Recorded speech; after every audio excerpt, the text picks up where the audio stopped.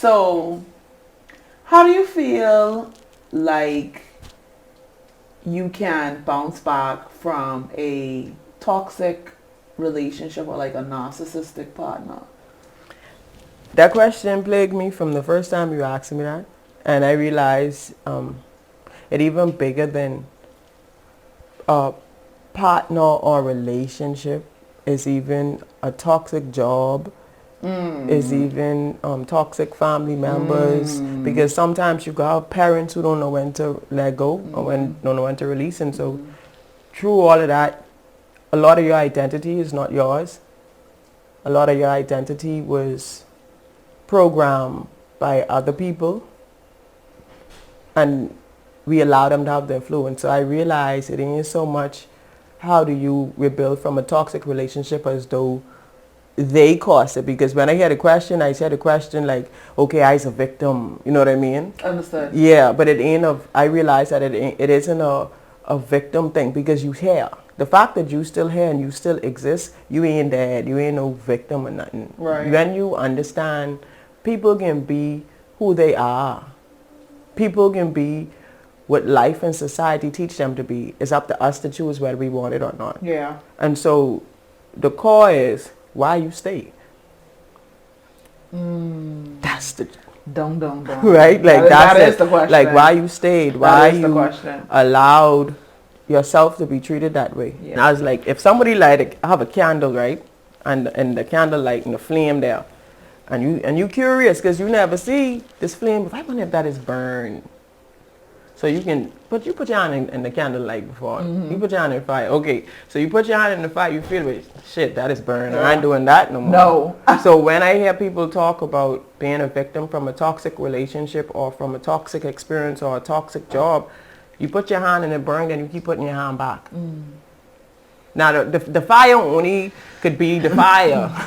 The fire, because you want the fire to burn if you cooking with it. You know what I mean? Right. So it only could be what it is. Right, It only could be right. what it's supposed to be. Now, who put your hand there over and over? And you really got to get to the root of that. Why? And you have to get to the root of that. You know what I mean? And, I mean, you could let me know if you could relate to what I coming from, but go on. I don't got No, go ahead. But I realize, like, a lot of times, if we being honest with ourselves, it's because we empty and we won't feel loved, or we won't feel like we belong, or we won't be validated, and so we stay and we believe the lies. We lie to ourselves. And we do lie to ourselves. Yeah, man. And we don't love ourselves enough either. That's the call. Yeah, because I feel like if you had loved yourself enough, you wouldn't keep getting burned. No. Period. Because you wouldn't. Why would you damage your own self? Yeah. You know. And I just had a conversation with somebody, and they were telling me they have I think their daughter's 6, and she was saying like how she training her daughter to. She said, Clyde, training my daughter to be able to stand up for herself. And I tell her, yeah, you gotta. No, I said, let me tell you something. One key, but just teach her how to love herself. Because when you love yourself, you ain't gonna allow people to do things to you what you ain't willing to do to you. People is watch us, and people is learning how to treat us based on how we treat ourselves, based on what we allow. Like the analogy what you give with the coming in the house. Yes, like some people house you go in, and it's so clean and everything in place. You don't know, but I wonder if I can sit in this chair. Boy, I got to take my shoes walk on the floor. Man, and some people house you go in, be like, shit, I could put my foot up just the place ain't kept, you know. So people is watch how you treat yourself. People is watch what you allow, watch what you accept over and over again. And they, all right. Because I realize even in some relationship, like you could first meet a guy and he willing to treat you like a queen, right? And because you stop him, because you don't feel like you worthy of the treatment. Some people actually feel like you're doing too much for me, and so you stop. I've heard someone say that before. Listen, and I'm like, why is that too much? Because you don't value yourself enough. You don't think you're deserving of the treatment. That's so sad. You know what I mean? And so you send the signal that, okay, I ain't got to do all of this. Yeah. So I could pull back. And so then they realize, okay, let me try it. I ain't buying her no lunch. Let me see how she can react, and then you accept it. I can show up late. Never get that lunch. Yeah, I can show up late, because she ain't mine, and then No. you accept it, and then before long you feel like I in a toxic relationship or I ain't happy. Yeah, but you do that because you don't love yourself enough. And so I didn't understand the question. It wasn't a question, but it's like, what are actionable steps? Yes. And at the time, I think I was overthinking it, and so I was just talking without giving real help. Like, what could you practically do to release that energy?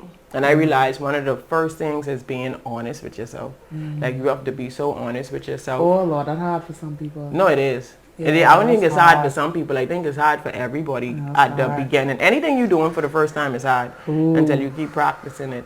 And Snap yourself back into reality, not even nobody else. no, Jeez. that is because now you got to face your own truth. And one of the things is like it's be shame. Don't shame to yourself. It's be so shame. Hey, no, babe. That's because you know I do something. Now I do gotta some dumb face shit. that. Yeah, I do some dumb shit. Not just that, I got to face the origin of the problem. And so talking about actionable steps, I realized when you label the emotion for what it is and you give it a name, you can handle it better.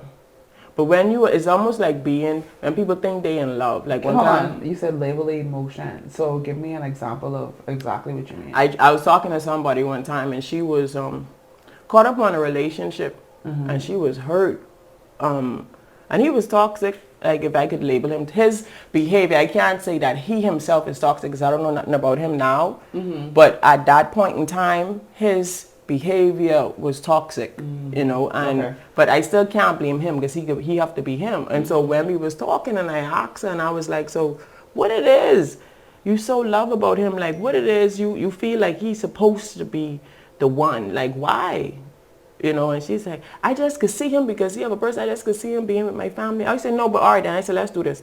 I want you to write down all the things that you want in a husband. And then I want you to write down his characteristics. How much of them things he have? But that's your reality. Did they match up? Hell no. Yeah, Man. What about one or two he could cook?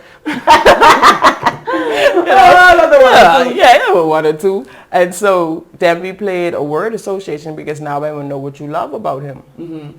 And so we played this word association game. You have to label that emotion. You just can't say love. You think it's love.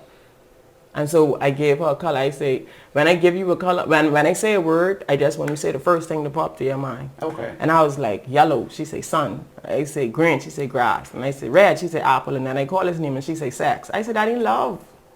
You like his sex. It's infatuation. That's what it is. And if you don't really sit with yourself and label your emotions, then you would lie to yourself. And so that's one of the things I wanted us to do. Damn. No, but it's facts though. We think this what it is and it ain't. You know what I mean? Like we feel like, mother sick, I so angry at this person. And then you talk to them and you realize, or you ain't hate them, or you ain't angry, you disappointed. Because the hate is a strong word. And you ain't really angry because the emotion of angry is expressed a certain thing, is manifest in a certain way. Yeah. When you angry and you have rage, yeah. but you don't look angry or rageful, you disappointed. And so I think it is very important that we label the emotion so we can see where we're working from and what we're working with. And so that's one of the things I wanted to do in terms of that question about how do you begin to build your self-esteem after leaving a toxic or narcissistic experience. We can say experience. Oh Lord. And so like we say, the first thing is you got to understand you're a victim, and the next thing is ask yourself why you stayed or why are you still there. And so before we write them down on a piece of paper, I just want breathe in 1, 2, 3 times and ask yourself the question, and after that last exhale we can write the things that we stood in our own way with, whether it was fear, whether it was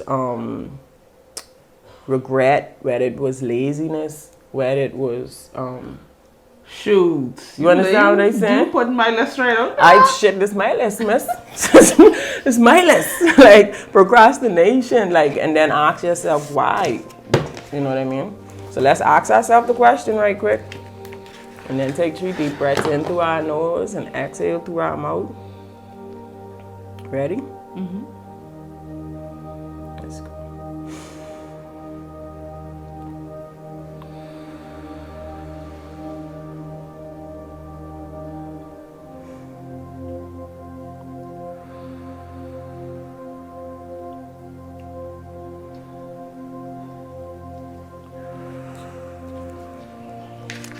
Okay. What held me back?